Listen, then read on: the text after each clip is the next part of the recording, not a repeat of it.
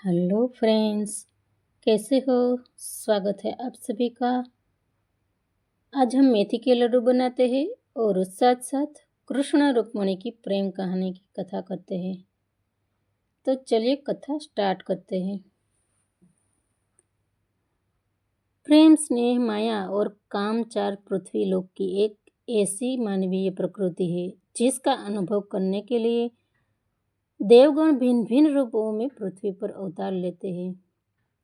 देवगण का पृथ्वीलोक पर जन्म लेने का मूल हेतु तो वैसे अधर्मियों और दुराचारियों का अंत करने के लिए ही होता है, लेकिन श्रीमद् भागवत पुराण में ऐसी मनोरम कथा है जहाँ लक्ष्मी स्वरूपा रुक्मिणी देवी का जन्म विदर्भ नरेश भीष्म की पुत्री के रूप में हुआ था, जो श्री कृष्ण के गुण और रूप पर मोहित हो गई थी। वह मन ही मन भगवान श्री कृष्ण से अनहद प्रेम करने लगी थी, परंतु रुक्मिणी के पिता और भाई रुक्मी श्री कृष्ण से वैर रखते थे, जिस कारण कृष्ण और रुक्मिणी का मिलन सरल नहीं था। रुक्मिणी की बाल्यावस्था श्री कृष्ण की वीरता और साहस की कहानियां सुनकर ही बीता था। एक दिन एक ब्राह्मण द्वारका से विदर्भ राज्य पहुंचे। उसने विदर्भ राज्य की प्रजा के सामने भगवान श्री कृष्ण के रूप और गुण का वर्णन किया और यह सुनकर रुक्मिणी को और अधिक श्री कृष्ण के प्रति प्रेम बढ़ता गया। एक दिन उनके पिता और भाई को इसके प्रेम के बारे में पता चलता है तो वो अत्यंत चिंतित हो जाते हैं। उसके पिता और भाई उनके विवाह की योजना करते हैं और उसका विवाह शिशुपाल से तय करा दिया जाता है। जब रुक्मिणी को ये बात पता चलती है कि उसका विवाह शिशुपाल से तय किया गया है तो उनका मन अधीर हो उठा, क्योंकि वो किसी भी स्थिति में शिशुपाल से विवाह नहीं करना चाहती थी, क्योंकि वह भगवान श्री कृष्ण को ही अपना पति मान चुकी थी। कुल के मान और मर्यादा के बंधन से बंधी देवी रुक्मिणी अपने स्वजनों से अपने मन की बात रखने का साहस नहीं रख पाती थी। तब उसने एक ब्राह्मण को श्री कृष्ण के पास अपना संदेश लेकर भेजा।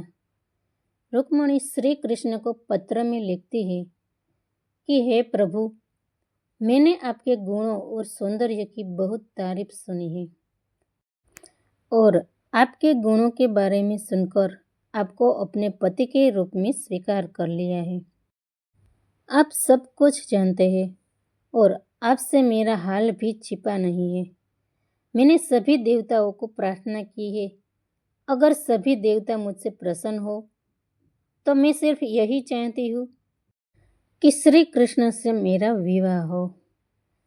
मैं किसी और को मेरे पति के रूप में स्वीकार नहीं कर सकती।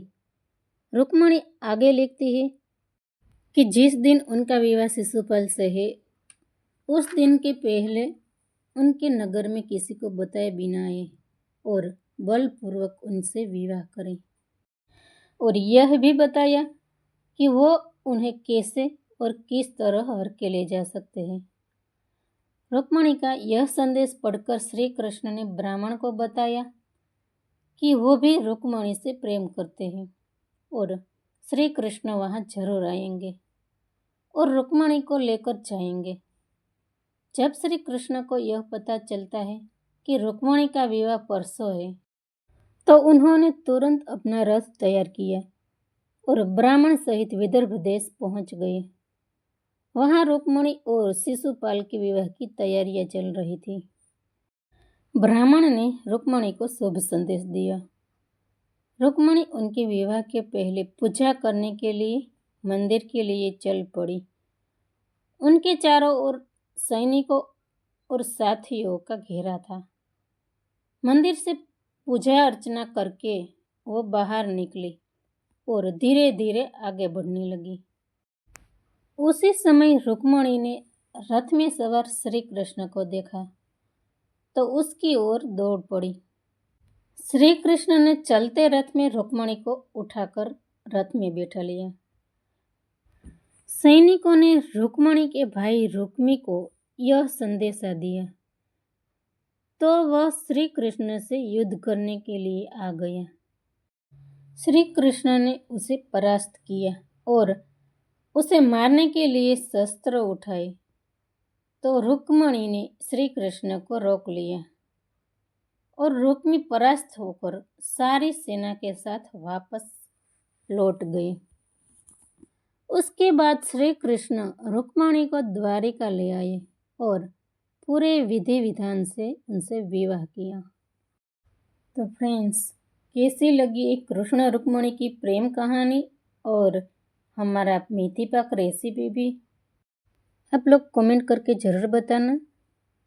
और वीडियो पसंद आया हो तो लाइक, शेयर और सब्सक्राइब कीजिए ताकि अवनवी रेसिपी और अवनवी कहानी के साथ मिलते रहे।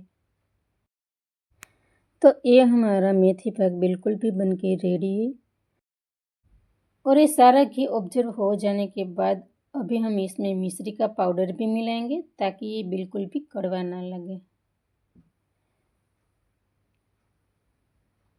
देखो ये सारा घी है वो ऑब्जर्व हो गया है, तो अब हम इसमें मिश्री मिला देते हैं। तो इसे भी इसमें अच्छे से मिक्स कर लेते हैं। तो फ्रेंड्स, ऐसे मेथी को पूरी रात घी में भिगोकर मेथी पाक बनाते हैं तो कड़वा बिल्कुल भी नहीं लगता।